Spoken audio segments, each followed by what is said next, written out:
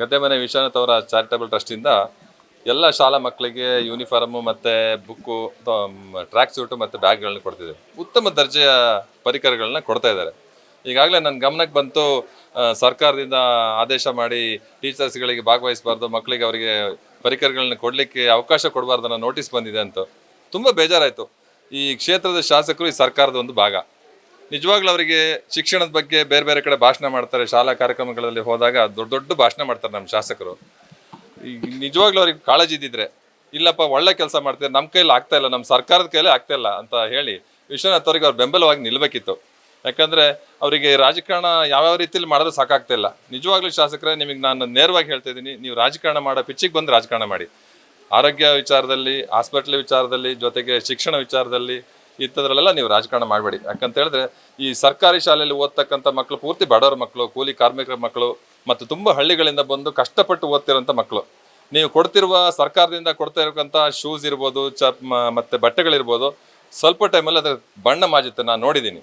ಇವರು ವಿಶ್ವನಾಥ್ ಅವರು ಒಳ್ಳೆ ರೀತಿಯ ಒಳ್ಳೆ ಕ್ವಾಲಿಟಿಯ ಬಟ್ಟೆ ಕೊಡ್ತಾರೆ. ಈಗ ಸುಮಾರು 2-3 ವರ್ಷದ ಹಿಂದಿನ ಮಕ್ಕಳಲ್ಲೂ ಸಮೇತ ಇವತ್ತು ಅದು ಕಲರ್ ಹಾಗೆ ಇದೆ.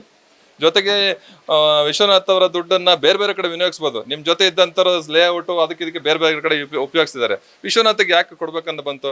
ಬೇರೆ ಬೇರೆ ಈ ಕ್ರಿಕೆಟು, ವಾಲಿಬಾಲಿಗೆಲ್ಲ ಕೊಡ್ತಾ ಇದ್ದಾರೆ ನಮ್ಮ ಕೆಲವು ರಾಜಕಾರಣ ಮಾಡೋರು. ಅವ್ರು ಆ ಥರ ಕೊಡ್ತಾ ಇಲ್ಲ, ಒಳ್ಳೆ ವಿಚಾರಕ್ಕೆ ಕೊಡ್ತಾ ಇದ್ದಾರೆ. ಅವ್ರ ಉದ್ದೇಶ ಏನಂದರೆ ರಾಜಕಾರಣ ಅಂತ ನೀವು ತಿಳ್ಕೊಂಡಿರ್ಬೋದು, ಅದು ನಿಮ್ಮ ಮೆಂಟಾಲಿಟಿ. ಅದಕ್ಕೆ ನಾವೇನು ಮಾಡೋಕ್ಕಾಗಲ್ಲ, ಸಮಾಜನೇನು ಮಾಡೋಕ್ಕಾಗಲ್ಲ. ನಿಮ್ಮ ಮನಸ್ಥಿತಿ ಏನಂತಂದು ಇವತ್ತು ನಮಗೆ ಗೊತ್ತಾಯ್ತು. ನೀವು ಶಿಕ್ಷಣದಲ್ಲೂ ನಿಮ್ದು ಕಳಪೆ ರಾಜಕಾರಣ, ಕೆಟ್ಟ ರಾಜಕಾರಣ ತೋರಿಸ್ತಾ ಇದ್ದೀರಿ ಅಂತ ತಿಳಿದು ಭಾರಿ ಬೇಜಾರಾಯಿತು. ನಿಮಗೆ ನಿಜವಾಗ್ಲೂ ಕಾಳಜಿ ಇದ್ದರೆ ನಿಮ್ಮ ಸರ್ಕಾರದ 3 ವರ್ಷ, 3.5-4 ವರ್ಷ ಆಗ್ತಾ ಬಂತು. 3 ವರ್ಷ ಬರೀ ಮುಖ್ಯಮಂತ್ರಿ ಕುರ್ಚಿ ಗಲಾಟೆಲೆ ಕಾಲ ಕಳೆದ್ರಿ. ಜೊತೆಗೆ ಈಗ ಮುಖ್ಯಮಂತ್ರಿಯಾಗಿ 1-1.5 ತಿಂಗಳಾಯಿತು, ಸಚಿವ ಸಂಪುಟ ರಚನೆ ಮಾಡೋಕ್ಕಾಗ್ತಾ ಇಲ್ಲ. ಈ ಶಿಕ್ಷಣ ಇಲಾಖೆಗೆ ಒಬ್ಬರು ಮಂತ್ರಿನ ಮಾಡೋಕ್ಕಾಗ್ತಾ ಇಲ್ಲ. ಅದನ್ನ ಬಿಟ್ಕೊಂಡು ಈ ಸಣ್ಣ ಸಣ್ಣ ಚಿಲ್ಲರೆ ರಾಜಕಾರಣ ಮಾಡಬೇಡಿ ದಯವಿಟ್ಟು. ನೀವು ರಾಜಕಾರಣ ಮಾಡಿದರೆ ನೇರ ರಾಜಕಾರಣ ಮಾಡೋಣ. ಅದಕ್ಕಾದಂಥ ಬೇರೆ ಬೇರೆ ವೇದಿಕೆಗಳಿದ್ದಾವೆ. ದಯವಿಟ್ಟು ನನ್ನ ಒಂದು ಮನವಿ ನಿಮಗೆ, ನೀವು ವಿಶ್ವನಾಥ್ ಅವರ ಈ ಕಾರ್ಯಕ್ಕೆ ನಿಮ್ಮ ಸಹಮತ ಇದೆಯೋ, ಸಪೋರ್ಟ್ ಮಾಡ್ತಿರೋ, ಅಥವಾ ನನ್ನ ಸಪೋರ್ಟ್ ಇಲ್ಲ, ಇದು ರಾಜಕಾರಣ ಮಾಡ್ತಿರೋ, ನೀವು ರಾಜಕಾರಣನೇ ಮಾಡಿದರೆ ರಾಜಕಾರಣಕ್ಕೆ ಬೇರೆ ಬೇರೆ ವೇದಿಕೆಗಳಿದ್ದಾವೆ, ಅಲ್ಲಿ ಮಾಡಿ.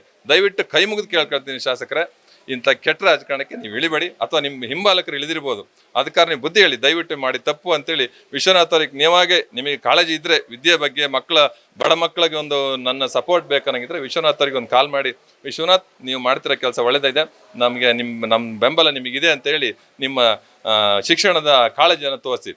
ಮತ್ತು ಜೊತೆಗೆ ಹೇಳ್ತಾ ಹೋದರೆ ತುಂಬ ವಿಚಾರಗಳಿದ್ದಾವೆ, ಬಟ್ ಇದರಲ್ಲಿ ಬೇಡ. ಯಾಕಂದರೆ ಒಳ್ಳೆ ವಿಚಾರದಲ್ಲಿ ವಿಶ್ವನಾಥ್ ಅವ್ರು ಹೊರಟಿದ್ದಾರೆ, ನಾವು ಅವ್ರಿಗೆ ಕೈ ಜೋಡಿಸ್ತೀವಿ. ಯಾಕಂದರೆ ನಮಗೂ ಶಿಕ್ಷಣ ಬೇಕು, ಮಕ್ಕಳಿಗೆ ಬೇಕು. ಒಳ್ಳೆ ಮೌಲ್ಯಯುತ ಶಿಕ್ಷಣ ಅದನ್ನು ಕೊಡಿಸ್ಲಿಕ್ಕೆ ನಿಮ್ಮ ಸರ್ಕಾರದಲ್ಲಿ ಮಂತ್ರಿಗಳಿರ್ಬೋದು, ಬೇರೆ ಯಾರಿಗೂ ನೀವು ಜವಾಬ್ದಾರಿ ತಗೊಂಡು ಹೇಳಿ, ನಮ್ಮ ಕ್ಷೇತ್ರದಲ್ಲಿ ಒಳ್ಳೆ ವಿದ್ಯಾಭ್ಯಾಸ ಬರಬೇಕು. ಈ ರೀತಿಯ ಇನ್ನಷ್ಟು ವಿಡಿಯೋಗಳು ನಿಮಗೆ ಸಿಗಬೇಕೇ? ಹಾಗಾದ್ರೆ ಈಗಲೇ ನ್ಯೂಸ್ ಮಲ್ನಾಡ್ ಚಾನೆಲ್ನ ಸಬ್ಸ್ಕ್ರೈಬ್ ಆಗಿ, ಕೆಳಗಿರೋ ಸಬ್ಸ್ಕ್ರೈಬ್ ಬಟನ್ ಮೇಲೆ ಕ್ಲಿಕ್ ಮಾಡಿ ಉಚಿತವಾಗಿ ಸಬ್ಸ್ಕ್ರೈಬ್ ಆಗಿ. ನಿಮ್ಮ ಒಂದೊಂದು ಸಬ್ಸ್ಕ್ರೈಬ್ ಕೂಡ ನಮಗೆ ಬೆಂಬಲ, ಸ್ಫೂರ್ತಿ.